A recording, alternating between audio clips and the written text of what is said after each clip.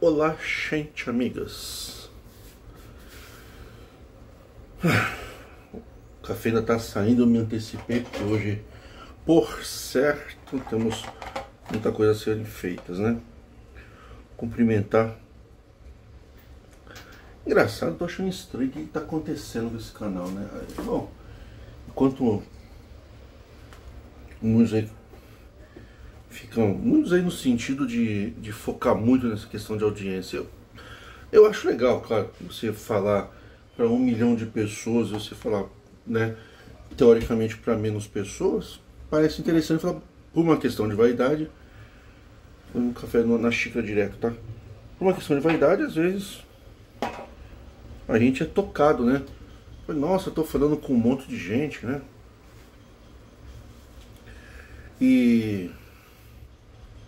Mas assim, eu todo dia tô comentando com vocês, né, que o Google, o YouTube, ele vai mostrando quantas pessoas cadastraram nos últimos 28 dias. Eu fui olhar agora. Eu já tô um ano na média de 40, 50 por mês, né? Agora deu 180. O que será que aconteceu? Mas sejam bem-vindos.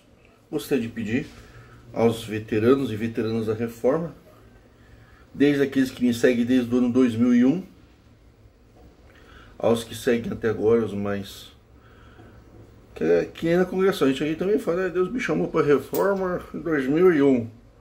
Já tem aquele respeito, o cara das antigas, né? Caramba, Deus me chamou na Reforma já faz 3 anos. Já. Tem que esperar um pouco, viu, gente? Tem que esperar vocês chegarem aos 70, 80 anos, aí vocês podem comemorar. Falar, agora tem 30 anos de Reforma.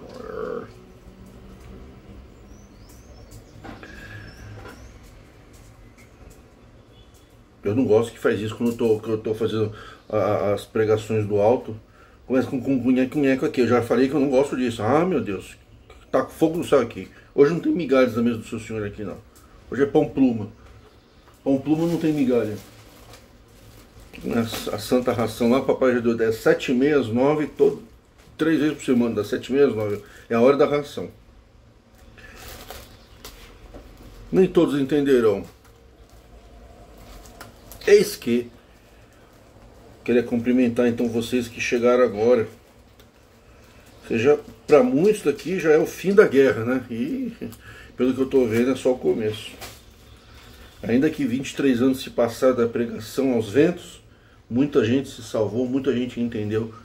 E hoje vocês devem prestar mais atenção em alguns comentários. Comentários chulos, gente. Eu não estou nem excluindo, eu estou tirando a pessoa do canal. Eu não quero. Eu quero aprender com a CCB. A CCB tem um marketing incrível. O cara falou bobagem, já corta a liberdade. Aqui também eu tô cortando a liberdade geral. Ah, teve um cara que chegou aí falando um monte aí, doutrina que Pedro falou. Eu nem sei que Pedro está falando, se é o tio dele ou se é o cara da Bíblia. Que não sabe nem o sobrenome do cara. Já vai pegando verso bíblico, já vai tacando goela abaixo na cara da gente. Eu já pego, já mando ele lá pra Ilha de Patmos. Ele vai lá conversar com as almas mortas, né? Clamando por vingança. Você olha que as almas estão no tabernáculo de Jesus clamando por vingança. Olha que loucura esse apocalipse, né? É só vingança, morte. Ó, agora chega de confusão, pelo amor de Deus. Pô, foi o cachorrinho louco. Tem os cachorrinhos prudentes. Aí, sejam bem-vindos. E quer tomar esse santo café sem açúcar, 3 colheres na xícara. Na xícara uma colher, não pode ser uma colher cheia. São os primeiros tópicos de ensinamento. Em nome da fidelidade,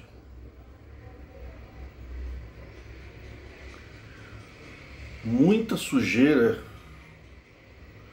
é abafada na Santa Igreja. Vocês chamam de igreja, né? Eis que uma coisa é ser fiel por vocação, por amor, por sentimento. Outra coisa é ser fiel por imposição doutrinal. Por que eu falo isso? Aí você vai falar assim, qual a diferença? Oh, Jesus, tem compaixão aqui, a coisa tá feia aqui. Qual a diferença da fidelidade espontânea e da fidelidade por imposição?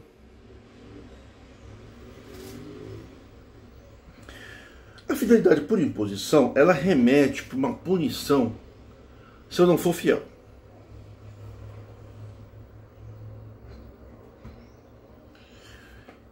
Se eu for fiel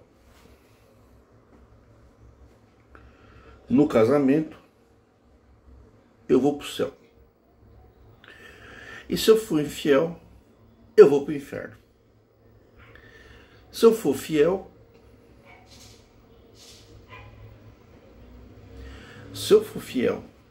a minha esposa, ou a esposa for fiel ao marido, hipoteticamente falando,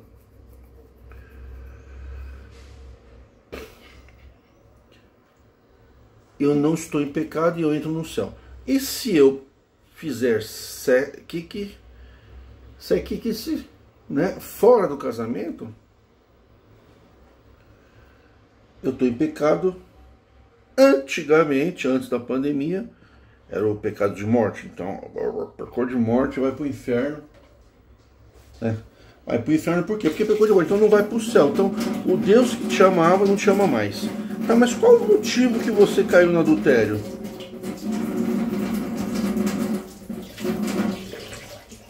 Mas qual foi o motivo? Não interessa. Não interessa. Pecou, pecou. Mas como assim não interessa? Como é que fica, assim, nada justifica o adultério? Concordo. Mas é aí que eu te falo, um relacionamento sadio, sem interferência religiosa, um casamento assim, sem a vigilância espiritual de um Deus invasivo, um Deus que fiscaliza a vida pessoal, a vida íntima das pessoas, que na realidade não existe nenhum Deus que faz isso. Quem inventou isso foi Davi, que Deus esquadrinha os corações. Engraçado que Deus põe os anjos em volta daqueles que o temem, esquadrinha os corações, sabe nossos pensamentos, nos protege, né, das coisas, mas não protegeu Davi do adultério, né? Então a vigilância, gente, ela não resolve o problema. Se Davi, que era o arpista, né, tocava uma harpinha, então Deus no Velho Testamento, a história é essa, né? Deus mandava espíritos imundos, e para o espírito imundo ir embora de Saul, ele tinha que tocar harpa. Quer dizer, o próprio Deus do amor mandava espírito imundo em Davi, né? Olha que legal. Tô aqui, não precisa ficar desesperado não fui embora não. Tô aqui, ó. Ô, sacral, só fechar a porta da pista que eu fui embora. Eu tô com uma revelação do alto aqui. Testa aí. Aí, ó, tá difícil, hein? Tá difícil.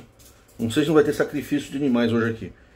Aí, voltar para o Velho Testamento, começar a botar você na churrasqueira, sossega. Aí,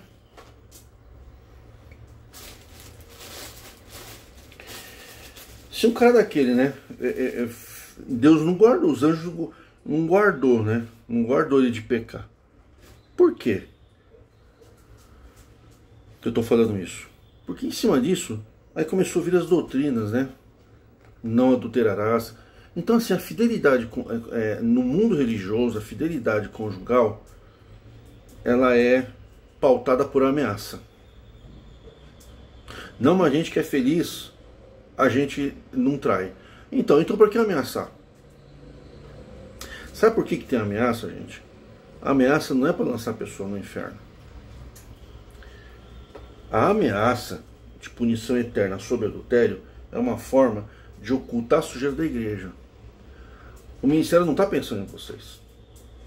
O ministério está pensando na reputação da igreja. Eu vou explicar por quê. A gente tem que ir a fundo, gente, nas coisas. Não adianta querer falar é certo ou errado. Não, mas qual é o motivo? Esse é o ponto. Qual é o motivo? É que nem se estou com dor de cabeça. Ah, toma Dorflex. Não. Por que você está com dor de cabeça? Ah, porque a pressão está alta. Então nós temos que cuidar da pressão e não da dor de cabeça. Você toma um analgésico, passa dor de cabeça, sua pressão continua alta. Os problemas da igreja são resolvidos assim, na base do corta a liberdade, cria tópico. E sempre assim, a ameaça. Aonde tem ameaça, não há conversão, há coação. Por isso que Jesus não fez ameaça para ninguém. Jesus não falou, não matarás. Jesus falou, amarás. No Velho Testamento, aquele Deus que não era Deus, era a própria cabeça dos líderes antigos, que inventaram o Deus à sua moda. Eles diziam que Deus deu 10 mandamentos. Não vai fazer isso, não vai fazer aquilo, não vai fazer isso. Ou adorarás o seu Deus acima de todas as coisas. Mas é tudo relacionado a adorar a Deus e punição em relação à sociedade. Um controle social.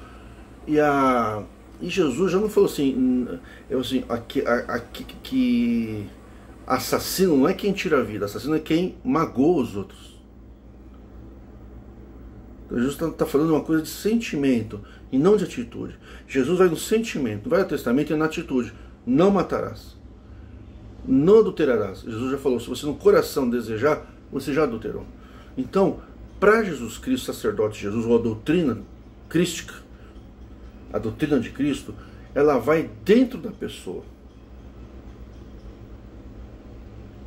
Ela vai nas razões, no desejo, e não na atitude. Não adianta se punir a atitude se o teu coração não está convertido. Então, quando o seu coração não está convertido, não adianta se ameaçar a atitude. Então o que acontece? A pessoa está com vontade de fazer a coisa errada, ela não faz, porque vai ser punida. É aí que entra a doutrina sacerdotal pré-medieval do Velho Testamento nas igrejas modernas. Usa-se o Velho Testamento para se viver na graça. Então, eu ser fiel no casamento ou não, isso é um pacto legal, jurídico, não tem nada a ver com fé. Se você comprar um carro e não pagar o carro, tem um monte de gente na igreja que não paga o carro, que financia e não consegue pagar. Ele, quando comprou, ele conseguia, mas depois ele não conseguia mais. Por quê? As coisas mudaram. E isso é previsto em lei. O casamento também, gente, o casamento não é uma previsão bíblica. Ela é também, mas a previsão bíblica é dos tempos do Estado religioso.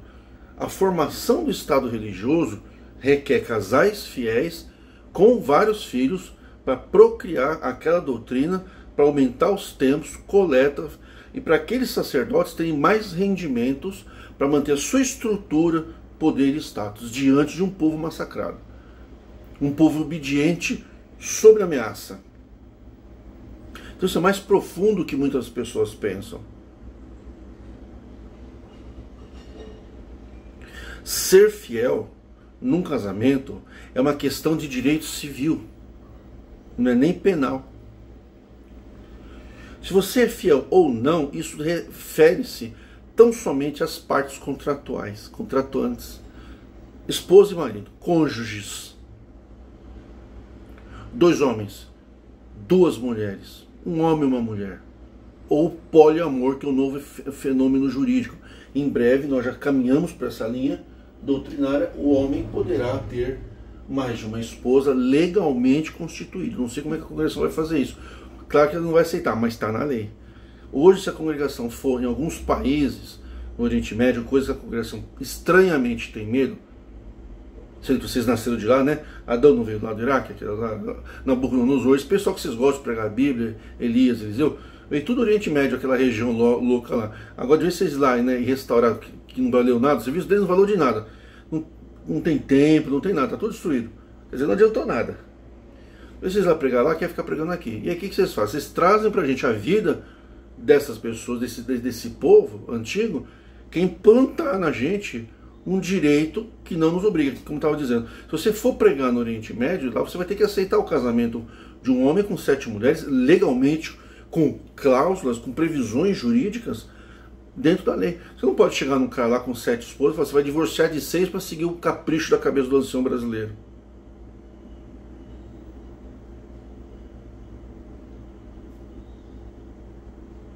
Porque está dentro da lei. Olha, se eu tenho que obedecer a lei do país que eu vou pregar, anunciar o evangelho, né, sob ameaça, claro, por que eu não teria que obedecer às leis do próprio país da onde eu estou saindo?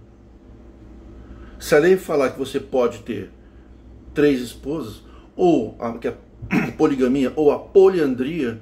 Poliandria é uma mulher com 3 homens. É possível? Hoje já é possível.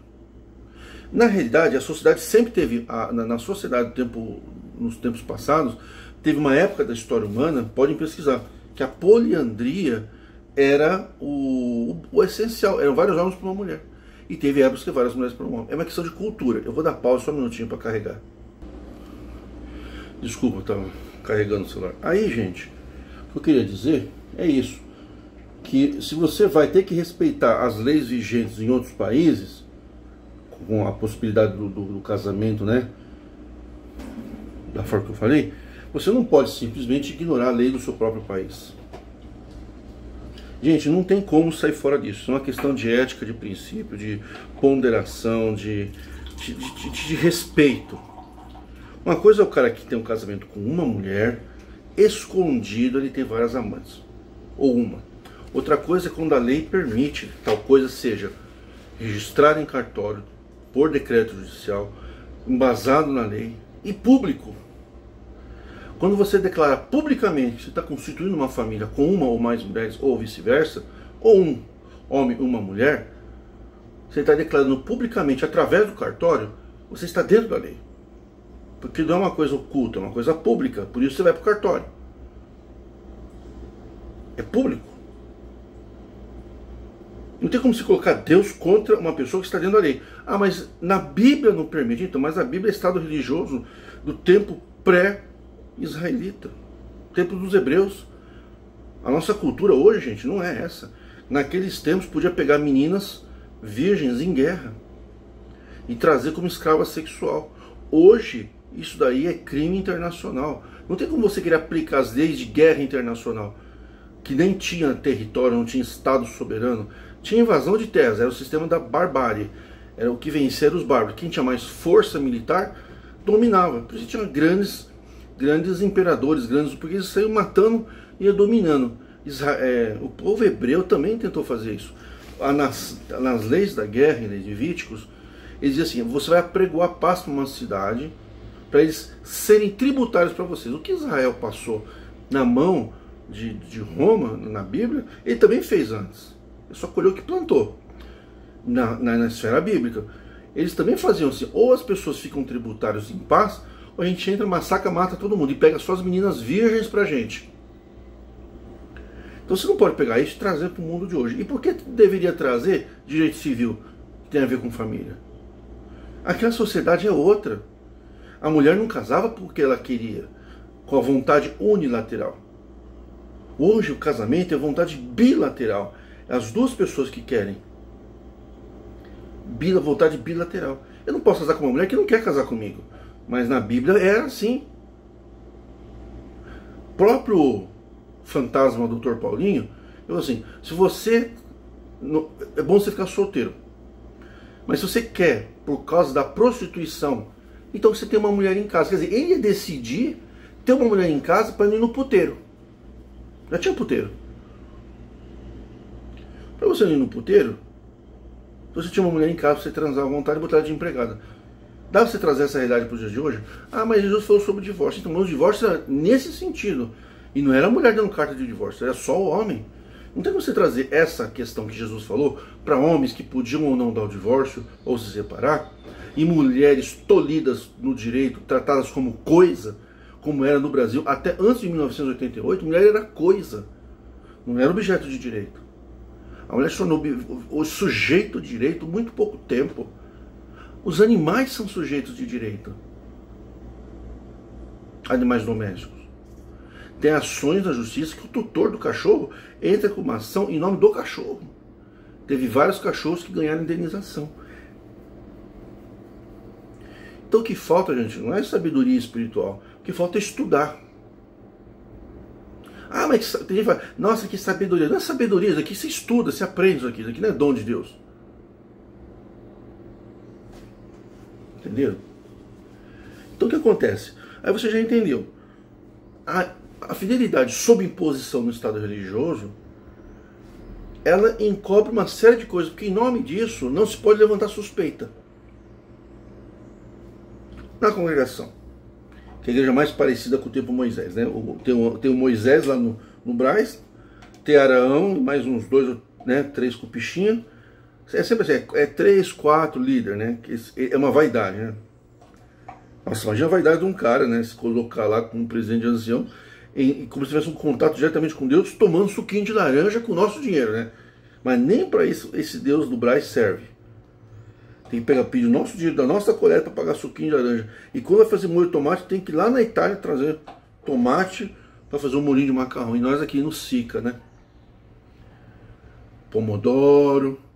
E eles lá, o que você vai fazer aqui na Itália? Vem comprar uma dúzia de tomate para levar para o Brás fazer uma sopinha só para o Ministério dos Anciãos do presidente. Cara, esse tomate, hein? Tem que vir na Itália, né? Porque onde começou a obra, né? Entenderam? Então, o casamento, por fidelidade da igreja, presume-se que todo mundo é fiel. Mas não é verdade. Tem ancião que não é fiel. Vários anciãos já foram cortados por infidelidade conjugal, mas depois de longo tempo na infidelidade. Anciãos que foram flagrados com atos homossexuais. Que também não estou entrando no mérito da condenação, vai para lá, da condenação do ato, da escolha. Não é na hipocrisia de dizer que o povo não pode e eles podem escondido. Senão que eles não acreditam em Deus nada. O que está lá não é a fé em Deus. Tem muito ancião que não está lá porque tem uma fé em Deus, ele nem acredita em Deus. Ele está lá porque tem uma vaidade. Ele pode ter quantas mulheres ele quer, nós não.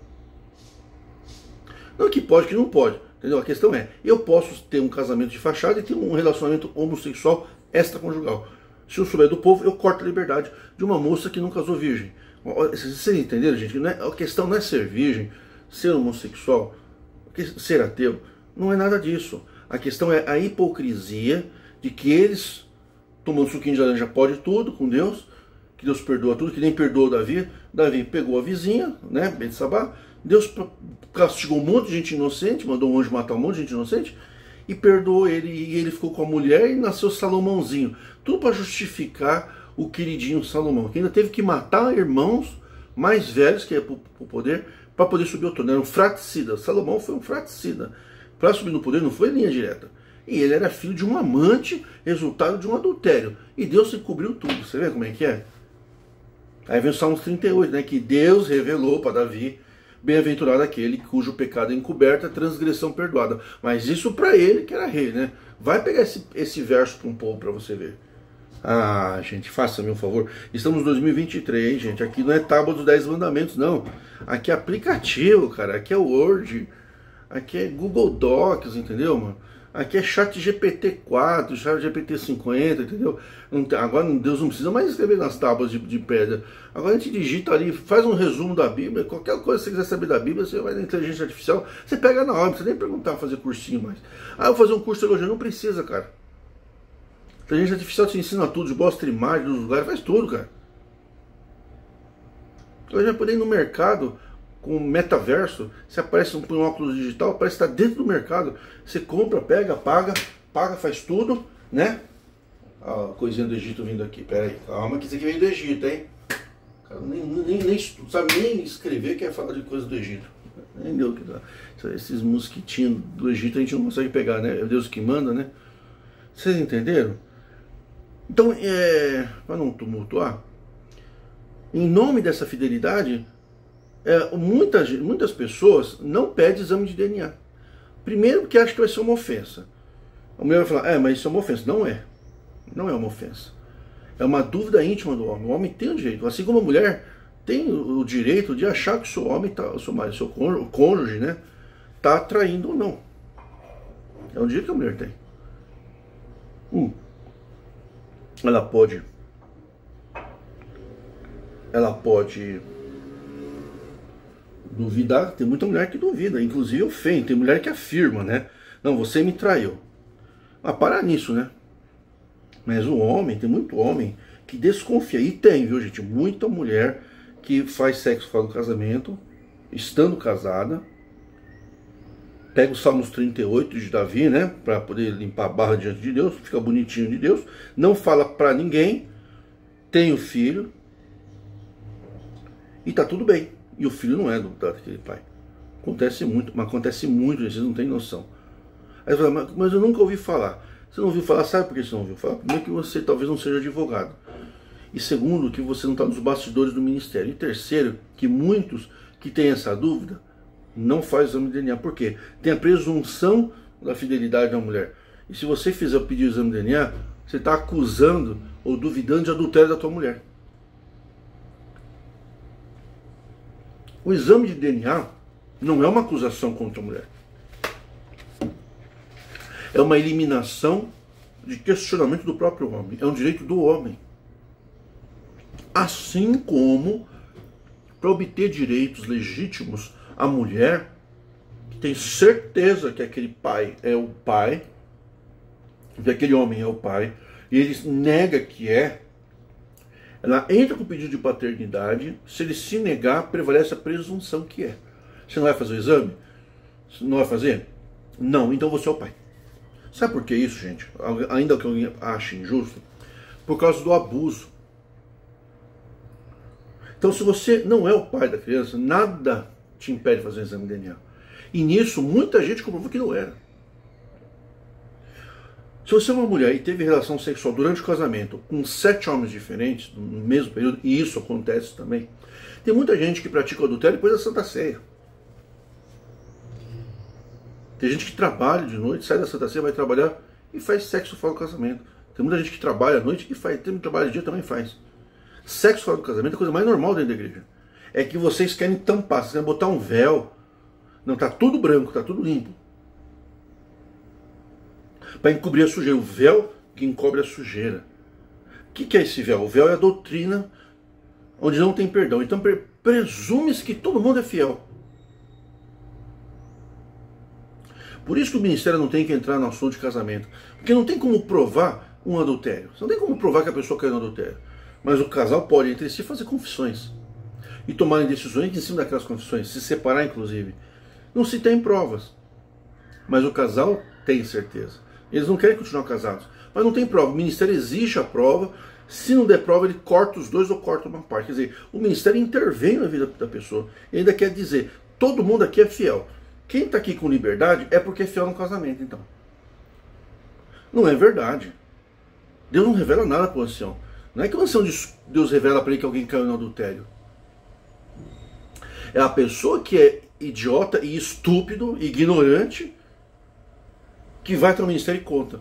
Aí diz que Deus guiou a tirar a liberdade. Deus não guiou nada, cara. Se Deus fosse guiar alguma coisa, guiaria antes do casal vir. Olha, eu vim aqui porque você caiu no adultério com a pessoa tal. Que nos profetas do Velho Testamento vocês inventaram essas coisas? Não era assim? Ó, você fez isso. Ué, isso aqui é o quê? Qual punição que você quer? Deixa o cara escolher a punição.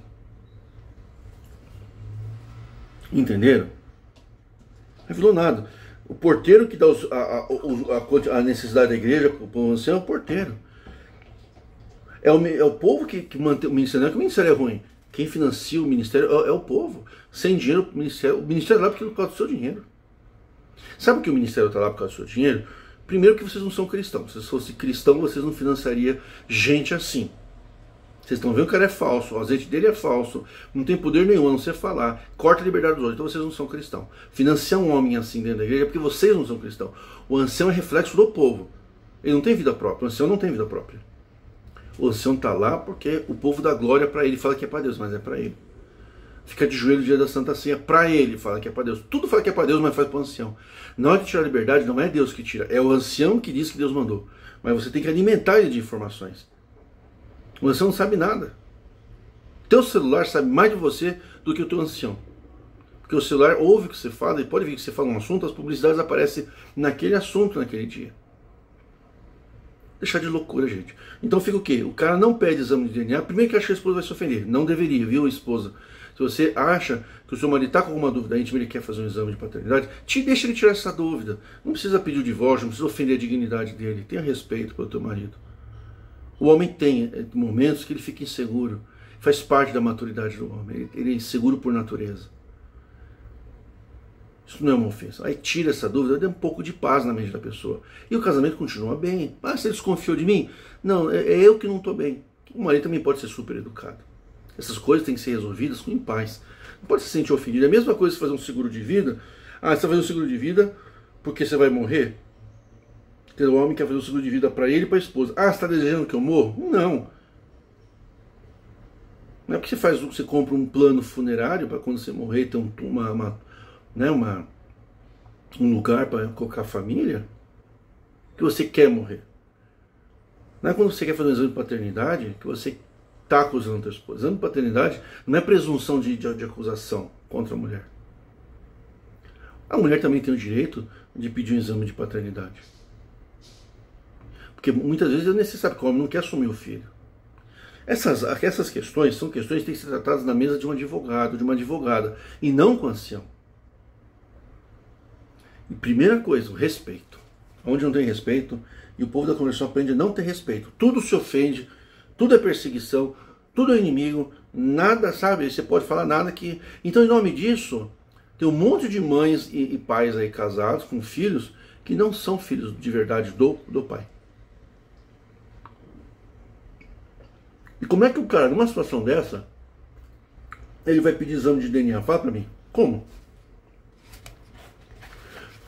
Se todo mundo que está com liberdade presume que é fiel, num ambiente desse, que está todo mundo sendo ameaçado, quem não for fiel vai para o inferno, que isso por de fundo é esse.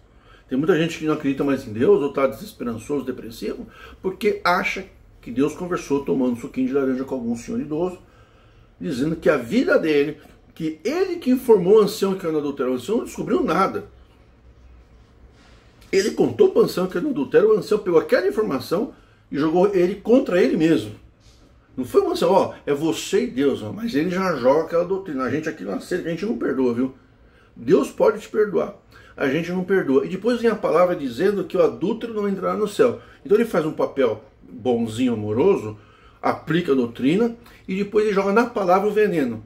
Quer dizer, ele não condena o cara na hora, mas ele condena na palavra. A palavra é de Deus. Aqui é o homem, lá é Deus. Por causa do que está no púlpito. E aí o cara pega o quê? Ele pega a palavra que jogou ele no inferno. O ancião não jogou ele no inferno. Até aí o ancião é covarde. Gente, isso daqui é uma ciência, hein? Uma das ciências mais complexas que existe.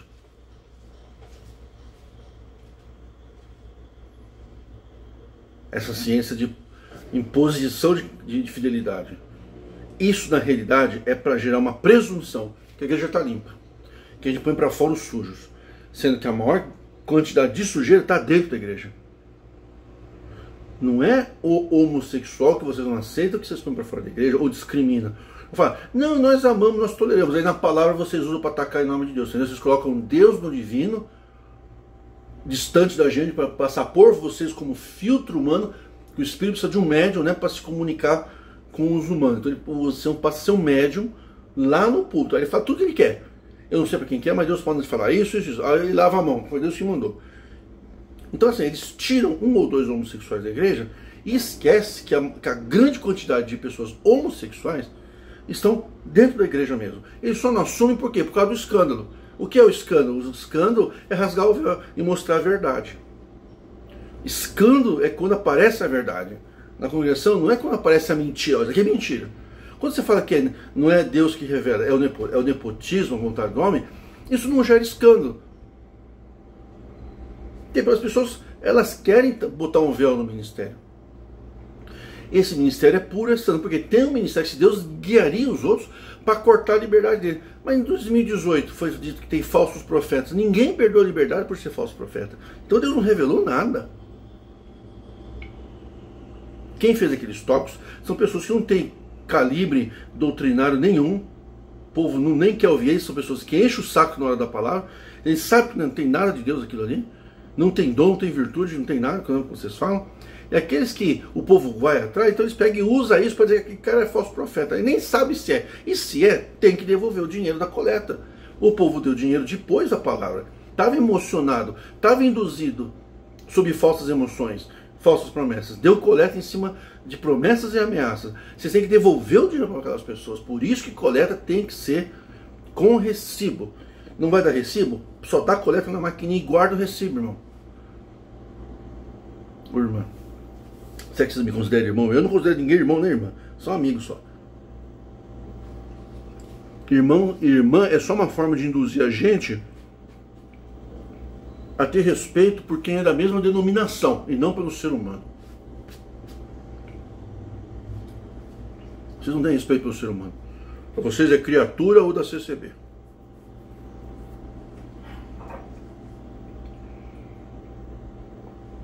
Nessa operação abafa-abafa, tem um monte de homens que tem quase certeza que aquele carinha, aquela mocinha, não é filha, ele se torna um pai biológico, ele se torna um pai sócio-afetivo por imposição.